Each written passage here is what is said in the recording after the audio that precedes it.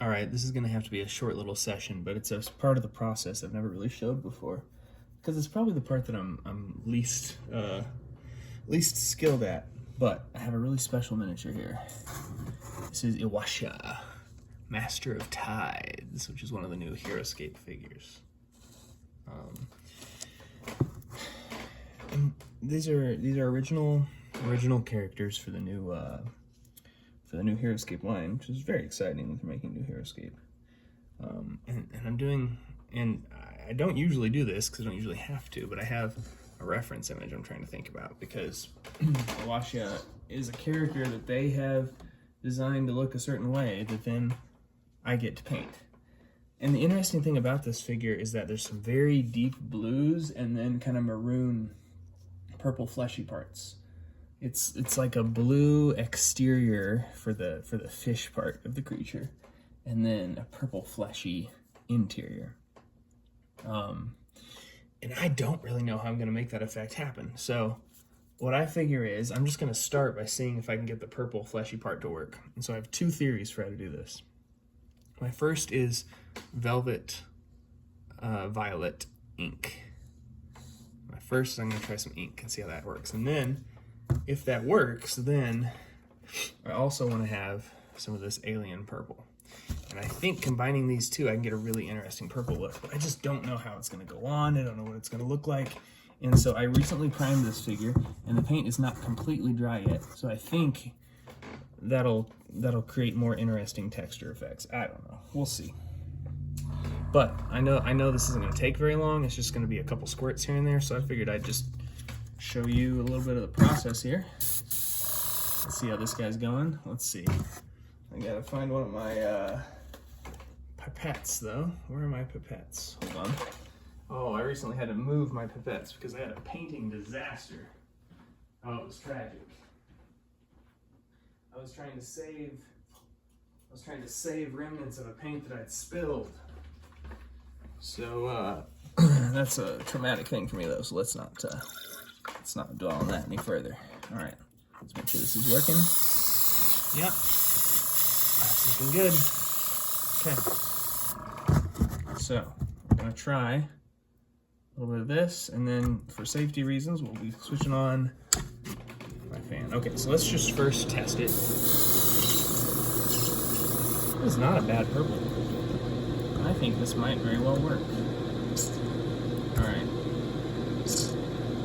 start with just a little bit. All right, Iwasha. Let's see how this goes on. Oh, look at that. I really like how that's going on. Okay.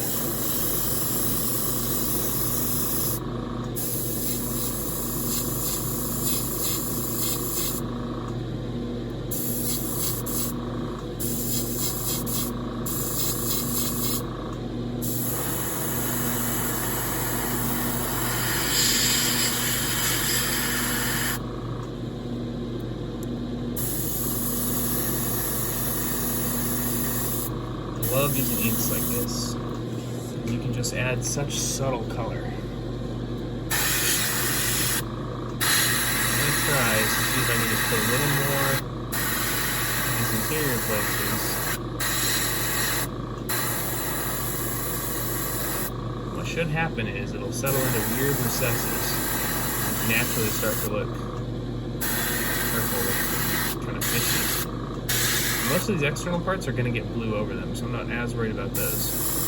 But I need to make sure that a nice purple coat is going down this interior area, so I can then follow up later with other colors.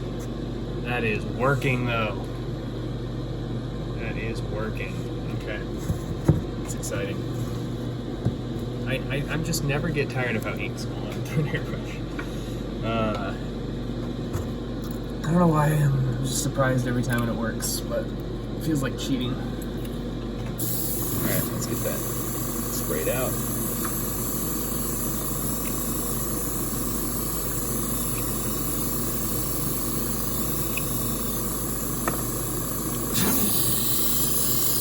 Very good.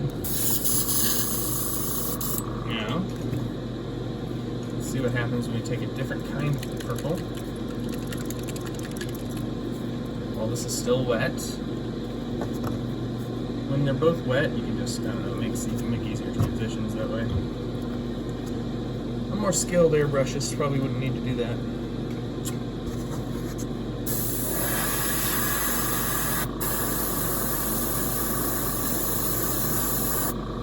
Now that's interesting. These colors are much more similar than I expected. Interesting. We have to rethink some things on our approach. That's okay though. We'll go ahead and finish this up.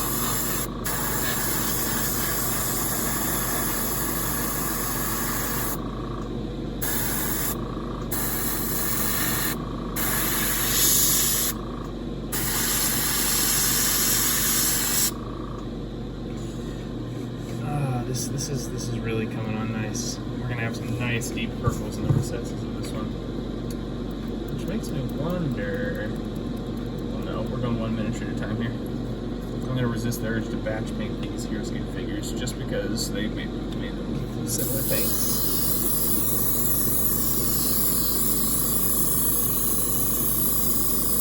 Yeah, that's interesting. This alien purple and this velvet violet are very similar. They might be the same pigments.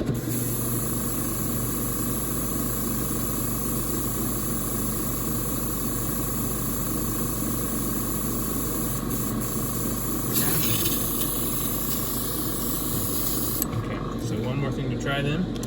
We're gonna put some of these ultramarine blue on there. I'm hoping this is a dark enough blue to at least get close to what I need this blue to be by the time I'm done. Now, as usual, I want it to be a little bit lighter than my goal so that I can darken it with washes and glazes and what have you, but we shall see.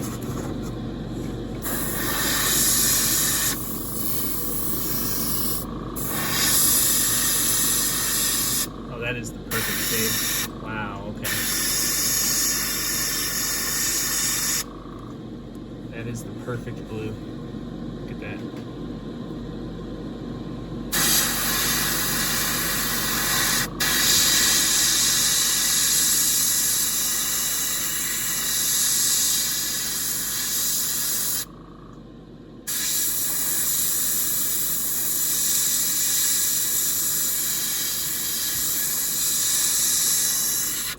See, look at that.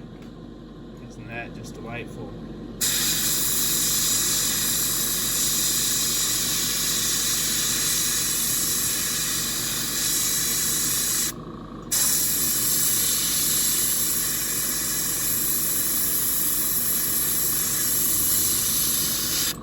Even starting to look scaly. Wow.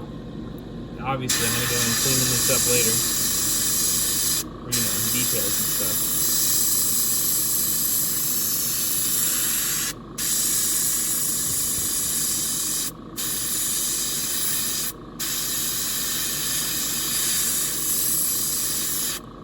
It's mostly about making sure the colors are in the right place to begin with.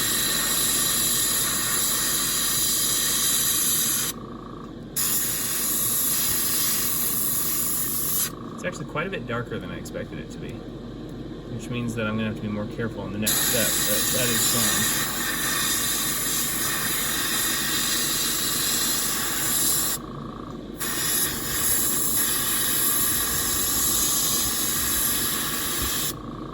For such a cool color, that is a trade I'm willing to make.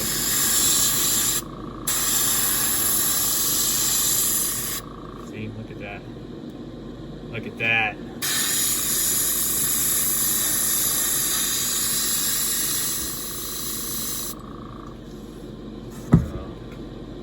Look at my reference image for a second. Yep, these are the exact right colors. Wow. Okay, I am delighted. This is going so much more smoothly than I expected. I expected steps and steps and layers of color matching and experimentation when ultramarine blue and violet were just right on for what we needed.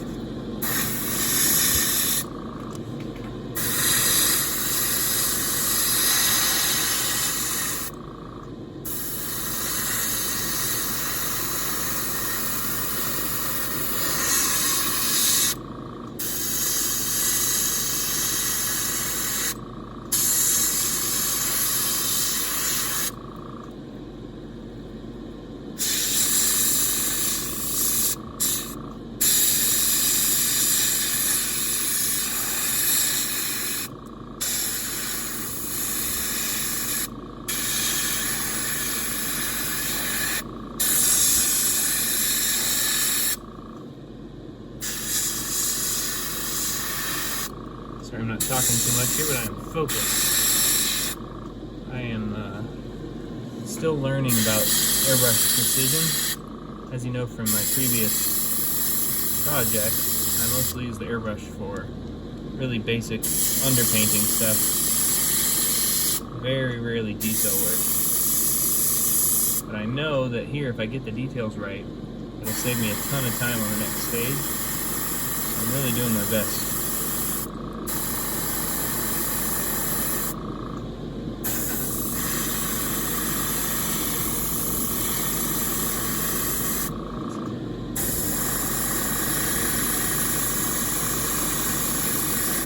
Really trying here.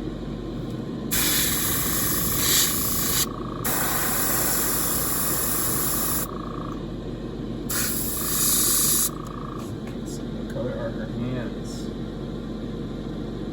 Hands are also blue.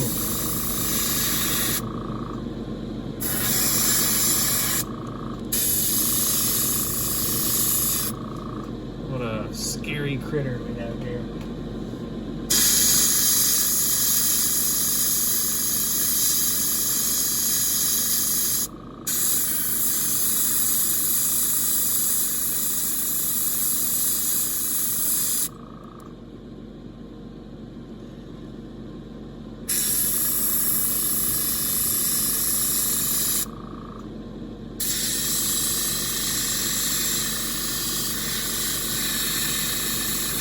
And I think it might even be justified in adding a little bit of green to the face area. We'll see. But you see what's happening, because I put them on while it's still wet, is that the purple and the blue are kind of melding together in just the interlocking parts to try and get that organic look you want, you know? And I haven't, the reason that I'm not putting much color on the breastplate is because that's going to be a metallic. But this is a creature that tends to have a deep dark blue on the exterior and then a kind of purple violet on the interior. So I'm trying to make that transition point look really natural.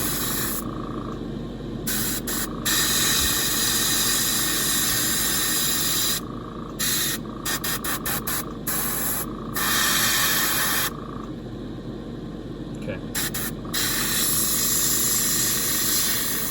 It's getting close to time to just let her dry, so we can move on to the next part.